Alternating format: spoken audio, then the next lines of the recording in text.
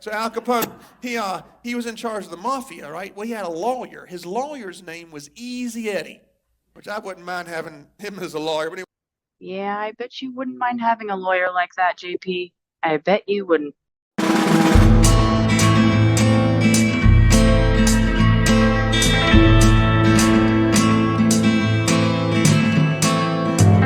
Hey guys, this is Sarah Young with Check My Church. If you're not familiar with us, we're a Christian watchdog and discernment ministry.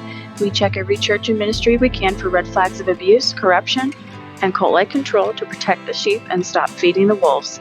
And here we are in part 2 of our review of the sermon, Hidden from the World, the sermon J.P. Miller preached right before announcing the death of his estranged wife, Mica Miller, on April 28, 2024. Last week, we went through the first 5 or 6 minutes of the sermon and talked a little bit about how strange JP's behavior has been so far, especially given that he supposedly just found out that his wife had died the day before. If you haven't already, please go back and listen to part 1 of this review so you're not missing anything. But also check out our discussion with Alicia Young so far too, who is a former member of Solid Rocket Market Common, and because she shares a lot of important insights that I think will be very helpful to church-going Christians. So please check that out. Part 2 of that discussion will be published on YouTube later this week. I'll put links to both of these videos in the description below. So we'll pick up where we left off and continue covering this sermon from J.P. Miller. But he was a generational. They were always thinking, what can I do for the next generation? What can I do for the next generation? On and on. And so it affects those that come after us. No person in this room lives or dies unto himself. Every person in here, we all make decisions that affect those who come after us. Psalms 112:2 says, the seed of the righteous is going to be mighty.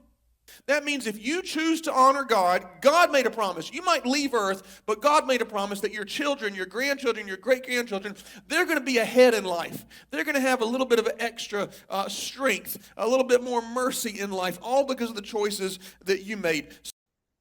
Okay, so at around 6 minutes here, after JP got what seemed like misplaced emotion, very possibly fake emotion, JP wipes his eyes with the palms of his hands, like he's wiping away tears. And maybe they are real. It looks like there might be some moisture there, and his eyes do look red and puffy now. So maybe he is crying real tears, but that's still weird to me because he doesn't shed tears or appear to shed tears or try to appear to shed tears when he announces Micah's death at the end of the sermon. And he doesn't cry or get emotional when talking about death all throughout the sermon. So again, he's supposedly crying here when he talks about people he doesn't even know personally, which, you know, a lot of you in your comments on the last video suggested that maybe he's feeling emotional because he's actually thinking about himself and the impact he's having on generations after him, or he's thinking about how he is the David in this situation. Maybe his emotion is authentic here, but it has nothing to do with Micah and everything just to do with him thinking about himself. So Mephibosheth, he's there at the palace. And I can picture someone carrying him to the dinner table one night. I picture this. When I read the Bible, I see the whole thing like a Steven Spielberg movie. I can see every detail. I can hear the music playing. You know, when Goliath showed up, it's like the Jaws music. I mean, I picture the whole thing. And so Mephibosheth's at this table, and King David's at the other end of this long table in the palace, right? And Mephibosheth's sitting there, and he's eating. He's being waited on hand and foot, and he says, King David, your majesty, I have a question for you. And I don't mean any disrespect, none at all. But King David, is it okay if I ask you something? And I can picture David wiping his long beard and putting his napkin down and saying, son, you don't have to call me king. Call me Davy. Just call me Davy, you know. And he said, I don't know if I feel comfortable with that, King Davy, you know. But I want to ask you a question. Why am I here? Didn't my grandfather try to kill you and make your life hell for years? Didn't he try to throw a spear at you? Didn't he try to get people to chase you down, hunt you down? Weren't you living in caves because of my grandfather? Why am I here? And David says, son, I like you. I love you, in fact. You know, I'm going to treat you like one of my kids. But it has nothing to do with you, and it has nothing to do with your granddad. Yeah, your grandfather, yeah, he tried killing me. But let me say something. Your dad made a decision. Your dad decided to honor God with his life. Your dad decided to do the right thing when the wrong thing was happening all around him. And you're here in this place because your father made the right choice to do the right thing. That's why you're living in the palace today. And that's the way it works with the generations that come after us. That's the way it works with the people we leave behind. Our choices, they don't just affect us, they affect everybody else. So I have 3 points for you today, okay? Point number one, they all start with the letter C. Point number one is this: choice. You have a choice. Mephibosheth, he had no future to speak of. He had no money. He had no education. His parents were killed. He was the least likely one to succeed. But his dad made a choice to honor God. It says in Deuteronomy 30:19, I give you the choice between blessings and curses. Now, all through the Bible, we read about the generational blessing, the generational curse. Let me tell you something that's more important than that. It's the generational choice. It's the generational choice. It says, choose the blessing so that you and your descendants will live. When you feel like holding a grudge, don't do it because it affects others. When you feel like being stingy, don't do it because it affects others. When you feel like, just throwing in the towel and taking the easy way out, don't do it because it affects more than just your life. It affects the people around us. So, y'all know Al Capone, right? Some of y'all Northerners remind me of Al Capone. Anyway, so Al Capone, he was in charge of the mafia, right? Well, he had a lawyer. His lawyer's name was Easy Eddie, which I wouldn't mind having him as a lawyer. But anyway, Easy Eddie had no integrity. He would do anything to keep Capone out of jail. He was very successful, and he was compensated greatly for his efforts. Okay, I don't know if you guys caught that, but J.P. Miller would apparently love to have an attorney like Easy Eddie. It's really interesting that he says that because his attorney, who is a member of Solid Rock, is, along with JP, under investigation by the FBI.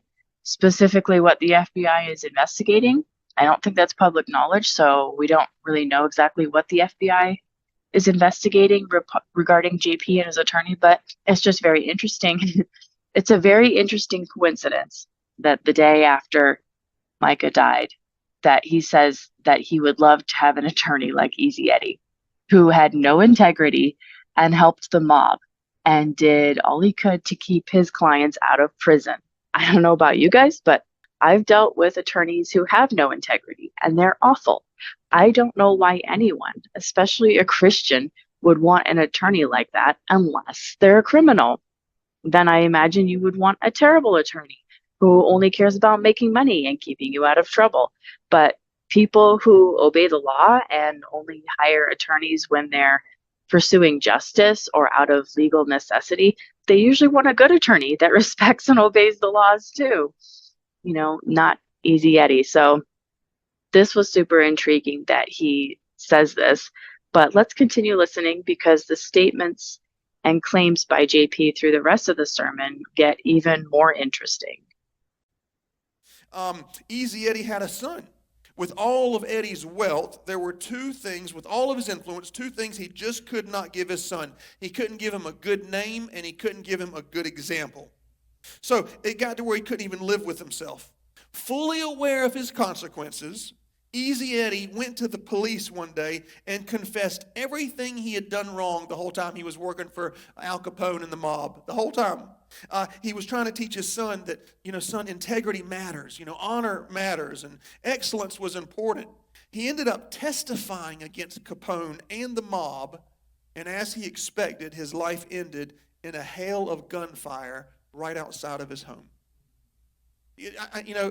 I lived in a house where my parents served God, but I can't imagine what it would be like to live in a home or to be in a group of friends or maybe at your workplace, and everyone's just compromising in every area with every joke they tell, every picture they show, every Facebook post, everything they say. It's hard to make the right decision, but you can do it. This is a man who posted a topless picture of his wife on Facebook out of revenge, which I believe is a crime.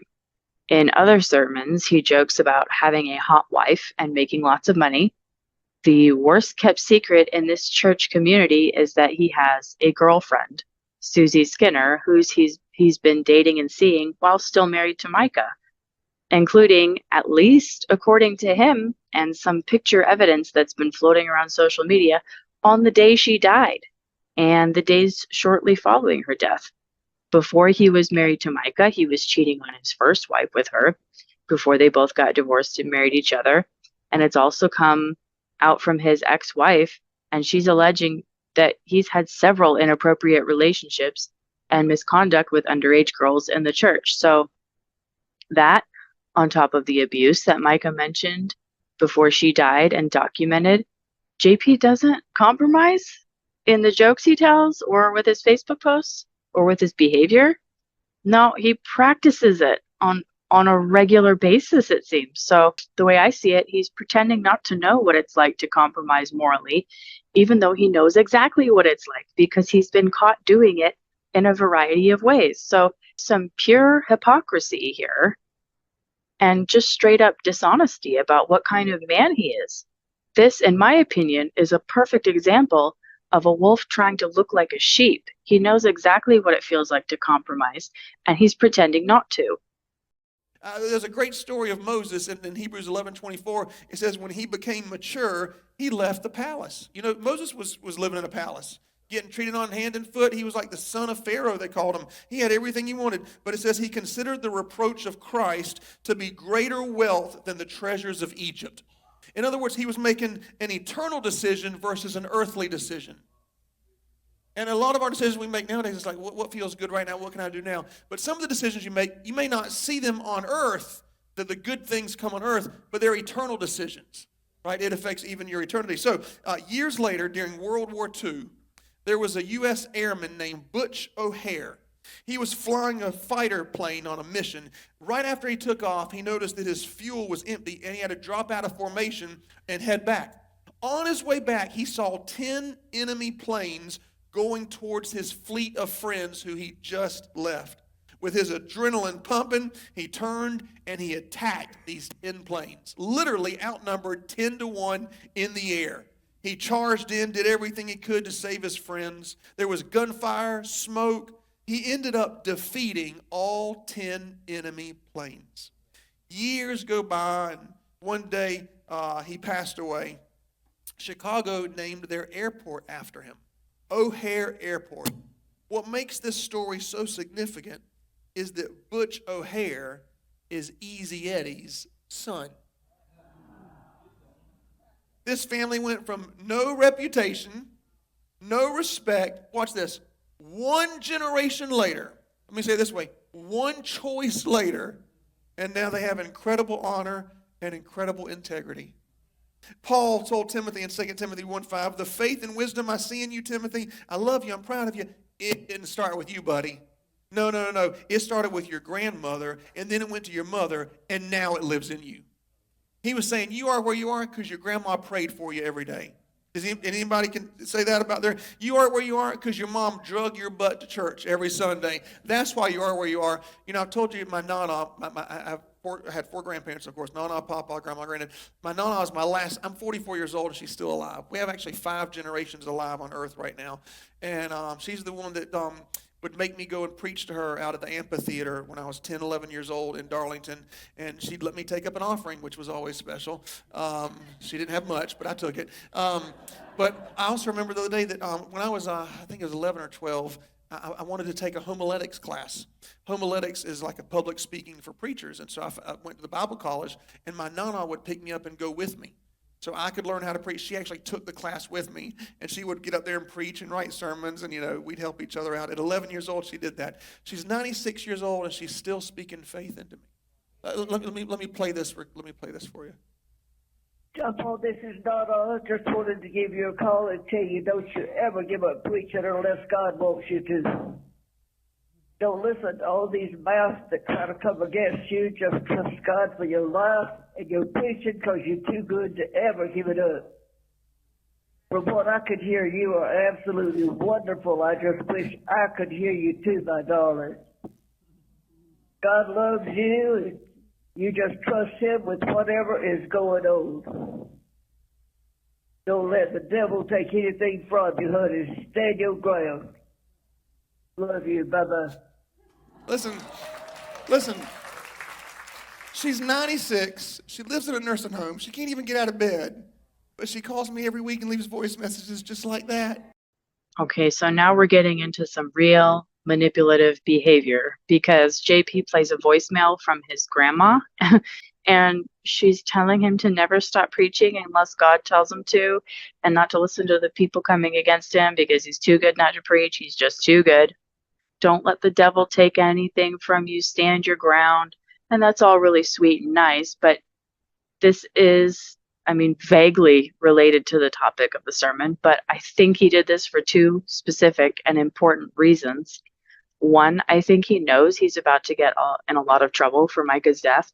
Whether he pulled the trigger or not, I think he knew what was coming and it was not going to be good for him, and it hasn't been. So he needed something like this to precede his announcement, to demonize critics and anyone saying he shouldn't be a pastor, and to justify him continuing on in ministry amid everything that's going on and what he's done up to and including his potential hand in his wife's death.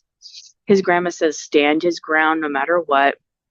So that's what he's going to do. This is a very manipulative way for him to protect himself from scrutiny and criticism. And it's emotionally manipulative too, using his sweet old grandma. But second, I think JP is probably a narcissist, and he might be psychopathic too, but he might not be. But the red flags are there. And right here is a big one. Here he is on the day after his wife died, playing this voicemail from his grandma because she's bragging about him and puffing him up with pride, telling him he's too good not to preach. His wife is gone. It's a tragedy and it's horrible, but he's thinking about himself in this moment and how he's going to justify continuing on in ministry. He's thinking about what his grandma says about him because he's too good not to preach. On top of all this, I would argue with her, even though she sounds like a sweet lady, and that's why he exploited this voicemail, right? But I would argue with her and say it doesn't matter how good he is at preaching, which I don't even think he's good, in my opinion, but let's pretend for argument's sake he's the best preacher in the world. It doesn't matter. If he's abusing people, then it's like Dr. Diane Langberg says, and this isn't an exact quote, but she said something like this: when someone is particularly gifted verbally or theologically, it's easy for us to assume maturity and good character, but the ability to articulate theological truths or teach the Bible doesn't necessarily make someone a servant of God. If you have thoughts on the sermon, or if you notice something that I didn't, again, please share it. Until next time, and as always, examine everything, use discernment, protect the sheep, and please do not feed the wolves.